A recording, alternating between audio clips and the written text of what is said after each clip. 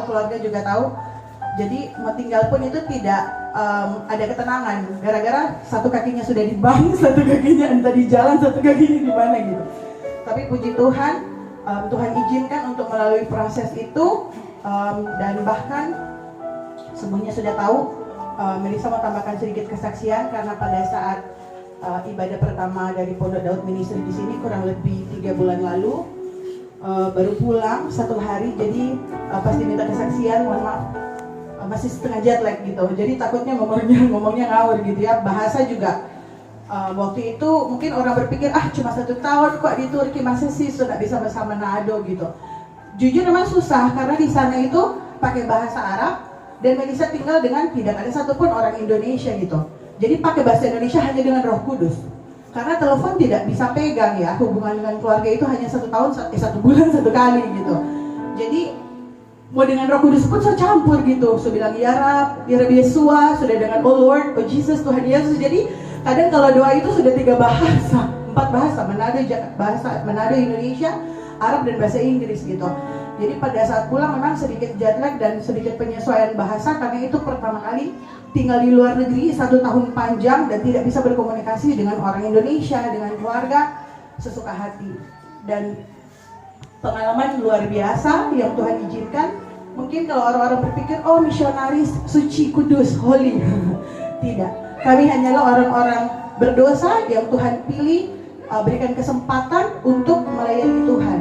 Bahkan di ladang misi yang terjadi adalah bukan kami yang melayani jiwa-jiwa, melalui jiwa-jiwa diri kami dilayani. Di ladang misi itu kalau dibilang hadirat Tuhan itu sangat, ladang misi itu di mana-mana ya Bapak Ibu. Ladang misi kita juga di sini. Buat saya pada saat itu ladang misi saya ada di Turki, saya melayani pengungsi Suriah yang ada di Turki. Jadi di sana itu dibilang kalau di ladang misi benar-benar hadirat Tuhan, cahaya kemuliaan Tuhan itu sungguh sangat kuat. Jadi baik dosa-dosa, kelemahan kita yang tersembunyi, yang bahkan kita pikir sudah tidak ada itu sangat disinari dengan terangnya sinar Roh Kudus. Jadi saya berpikir pada saat itu, oh saya tidak sombong, saya berpikir saya sudah rendah hati. Pada saat di ladang misi saya menyadari bahwa ternyata saat itu saya sudah nyaris mengarah ke kesombongan rohani gitu. Saya ternyata kurang rendah hati. Itu saya sadari pada saat saya mulai melayani orang-orang.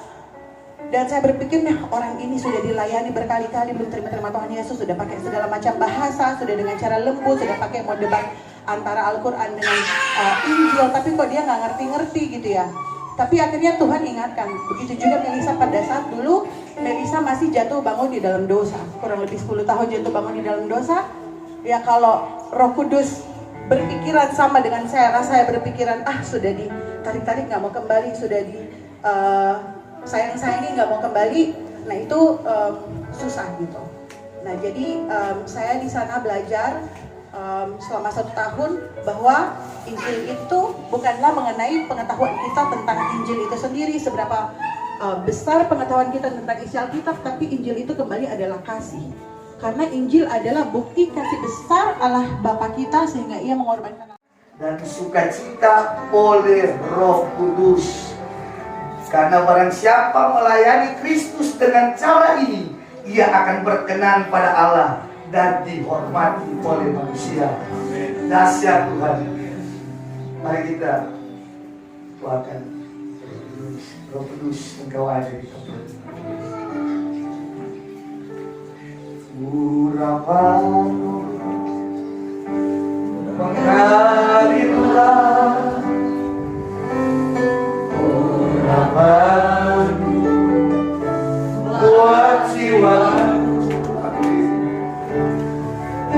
urapanmu yes, bebaskan roh, urapanmu, amin. Ya Tuhan, satu kali lagi urapanmu,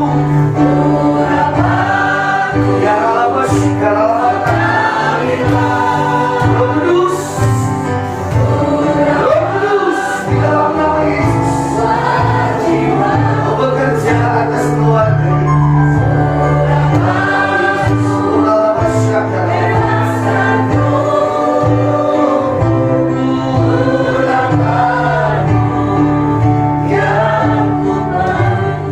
Hamba lepaskan berkat Abraham, Ishak dari aku. Berkat ini mengalir atas engkau bersama seisi rumahmu. Tuhan memberkati, Tuhan memberkati. Yes, yes, Tuhan jaga keluarga ini menjadi biji margamu, menjadi harta kesayanganmu di dalam nama Tuhan Yesus. Tuhan berkat ini mengalir buat anak cucunya. Kau bawa Tuhan Melisa dengan jubah penginjilan.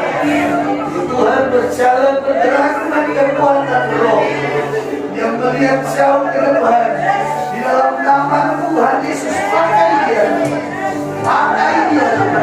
agar di mana langkah kakinya dia berdiri, tempat ini jadi milik Tuhan, jadi miliknya, jadi milik kepunyaanmu di dalam nama Yesus. Tuhan, aku berdoa, urapan Tuhan membungkus keluarga ini. Kemuliaan Tuhan hinari mereka di dalam nama Yesus. Tuhan, aku berdoa, berkati Tuhan rumah ini, rapi rumah ini, kuduskan di dalam nama Yesus. Semua ruangan dikuduskan Tuhan. Ada tabu Tuhan di tempat ini. Rumah ini seperti rumah Obed-Edom, bukan rumah imam yang lain, tapi rumah Obed-Edom. Tanda di mana mereka menghargai kehadiran Tuhan. Dan rumah ini akan diberkati. Berkati Tuhan seisi rumah ini, keluarga besar, ada Pak Hukum tua, ada Oma yang ada, semuanya Tuhan berkati. Tuhan kasih kesehatan, Tuhan kasih kekuatan, Tuhan jaga dengan umur panjang. Semua yang mereka butuhkan, mereka perlukan, Tuhan sudah menyiapkan. Terima kasih Tuhan. Ini doa syukur kami. Apa yang hamba ikat di bumi, itu akan terikat di sorga. Apa yang hamba lepaskan di bumi, itu terlepas di sorga. Kami memuji kebesaran-Mu. Bagimu segala hormat, pujian, syukur dan kemuliaan di tempat yang maha tinggi, sebab Engkau yang layak menerimanya. Ini doa kami Tuhan. Kami mengucap syukur di dalam nama Tuhan Yesus. Kami berdoa. Haleluya, puji Tuhan. Amin, amin, amin.